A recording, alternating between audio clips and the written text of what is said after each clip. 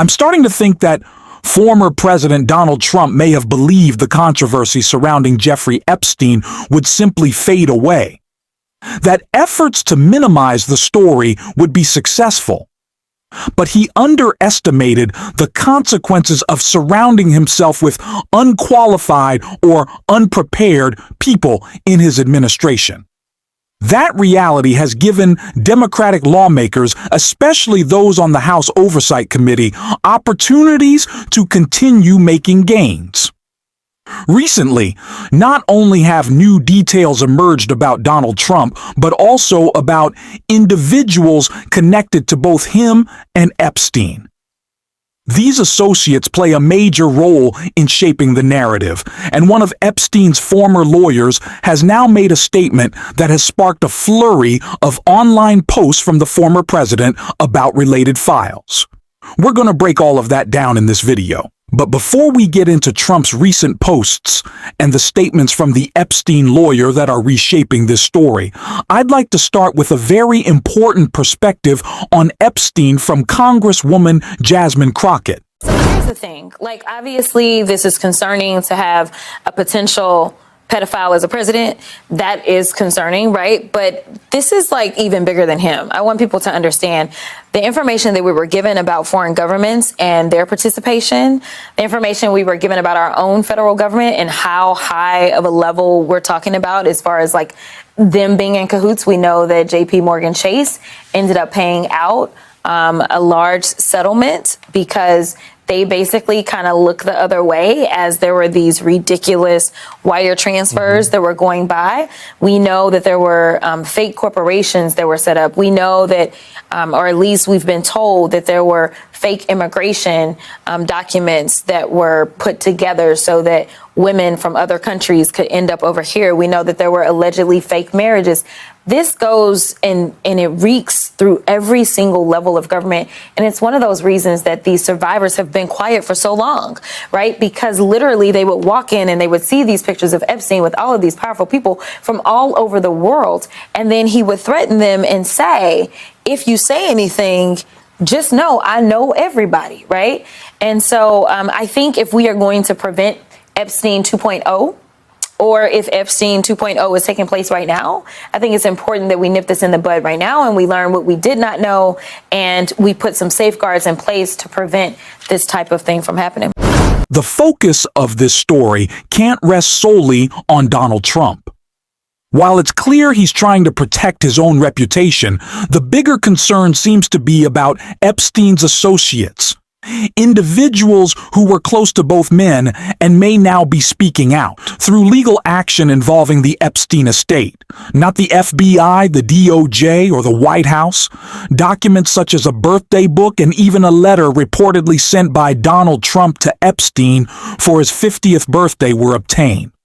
At the same time, there are reports that the Department of Justice is resisting efforts by NBC News to reveal the identities of two Epstein-related associates who allegedly received significant wire transfers. Investigators believe that once those threads are pulled, the larger picture could unravel, especially given the many connections between Epstein and figures in politics and business, which have been highlighted in media discussions, including on Rachel Maddow's program. What happened to the lawyer who got Epstein his bizarrely lenient plea deal when he was first arrested on sex trafficking charges in Florida? What happened to the lawyer who got him that bizarrely lenient plea deal? Well, Trump hired him to be his own lawyer. What happened to the U.S. attorney who gave Jeffrey Epstein that bizarrely lenient plea deal? Trump put him in his cabinet in his first term. Well, who then prosecuted Epstein a second time when he was brought up on federal charges? That was the SDNY line prosecutor who Trump inexplicably fired last week. Who was in charge of the Department of Justice and the Bureau of Prisons when Epstein then killed himself in federal custody? President Donald Trump. Who bragged to a reporter about how much Epstein seemed to like women on the younger side? Who said Epstein was a lot of fun to be with? Who bragged that he was friends with Epstein for 15 years? Who flew on his plane at least 7 times? And who now says that everybody needs to stop talking about Jeffrey Epstein right now? Answers there are Donald Trump, Donald Trump, Donald Trump, Donald Trump, and Donald Trump. All of these people are interconnected. They saw Trump's crimes. They saw his friendship with Epstein. They know what Donald Trump is trying to hide in those files. And some of it became public today, especially the connection between Epstein, his lawyer, who was also Trump's lawyer, and money moving around at a very disturbing rate. And it led to an insane Trump post. But I first want to start with that article breaking down the Trump lawyer admission. Trump lawyer admits how many millions he earned representing Epstein. Lawyer Alan Dershowitz has revealed how much money he was paid to negotiate the late offender Jeffrey Epstein's sweetheart prison deal in 2008. The disgraced financier paid Dershowitz, who represented Donald Trump during his first impeachment trial, about $3 million for his help securing the deal, the celebrity attorney told Bloomberg. The figure was revealed in connection with a trove of Epstein's personal emails that was obtained by the outlet, which also discovered that Dershowitz's support for Epstein went beyond legal advocacy. These people all ran in the same groups, and they were given millions of dollars. That same article detailed that Epstein's legal expenses over the course of a decade were about $54 million. Now, those are wires. Those are payments that have largely been blocked by the FBI, and it's why Donald Trump is trying to distract us from talking about them with this post right here. Trump took to Truth Social with thoughts on files by writing, "I have been asked by many people about the life and times of Amelia Earhart. Such an interesting story, and I would consider declassifying and releasing everything about her, in particular her last fatal flight. She was an aviation pioneer, the first woman to fly solo across the Atlantic Ocean and achieve many other aviation firsts. She disappeared." And Donald Trump continued to write about Amelia Earhart, saying that his administration wants to declassify and release all records related to her life. Thank you for your attention to the matter. I don't even want to frame this as just a distraction. It feels more like deliberate trolling. Former President Trump seems to be signaling that he can say or do almost anything, and many of his supporters will still defend him. He appears to believe that his base will accept whatever red meat he throws at them, framing controversies as victories. This is important to recognize when analyzing his political strategy.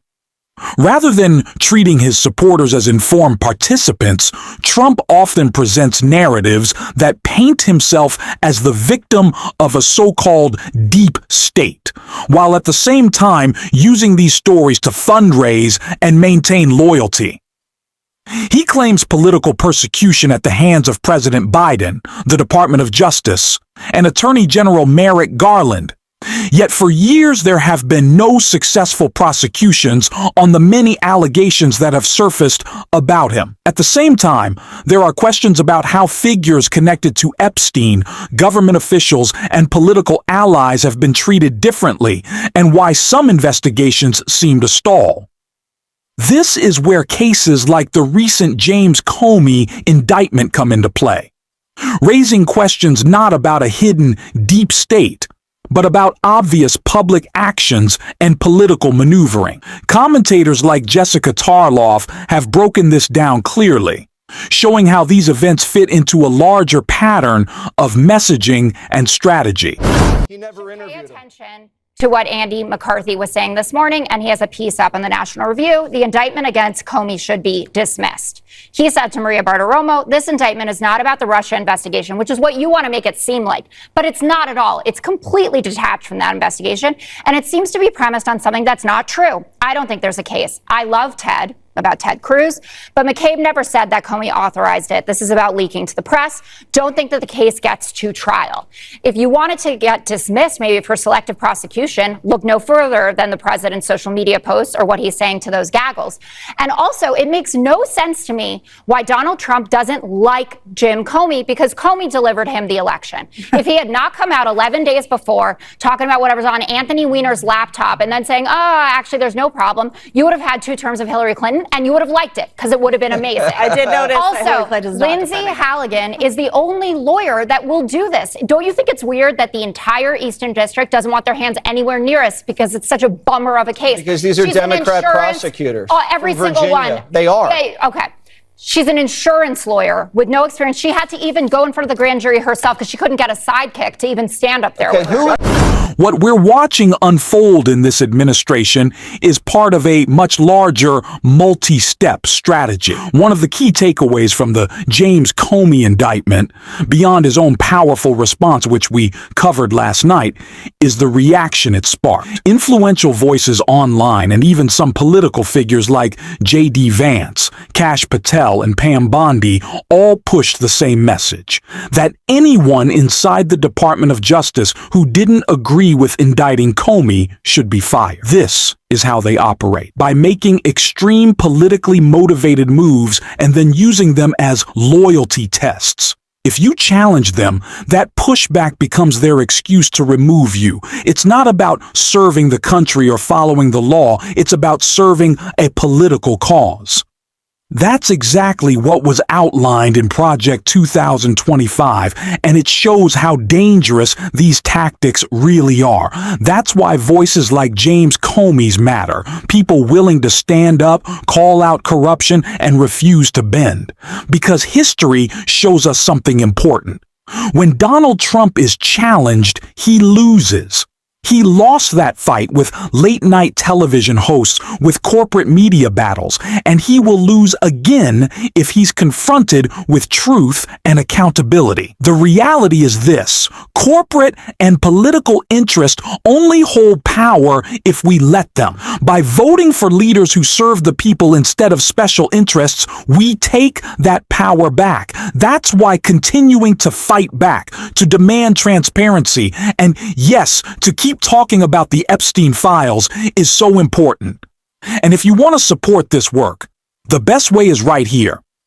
Hit that subscribe button, leave a like on this video, and if you stayed with me until the end, drop a blue heart in the comments. And until next time, I will see you soon.